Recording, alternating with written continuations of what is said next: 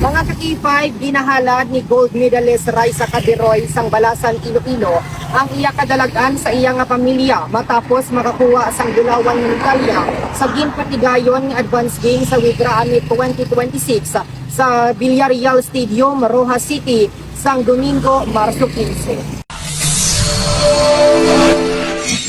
Sa exclusive interview sang K5 News sa Pamsara kay Cabiroy, ginpahayag sini nga dako ang iya kalipay kag pagpasalamat bangod ang iya pamilya mismo ang naglantaw kag nagsuporta gid sa iya nga hampang.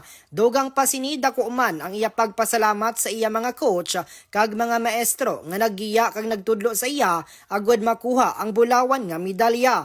Si Cabiroy nga isa ka grade 6 pupil sang Pedro Bides Elementary School ang first time nga nag-entra sa among athletics competition. Bangod sa iya kadalagan, siya magarepresentar sang rehiyon sa Palarong Pambansa 2026 nga pagahiwaton sa Agusan del Sur sa maabot nga bulan sang Mayo. Ako naman si K5, Reggie Plazuela de Mayo para sa kampiyon nga balita, serbisyo publiko kag kalingawan sa 5th Distrito. K5 News FM.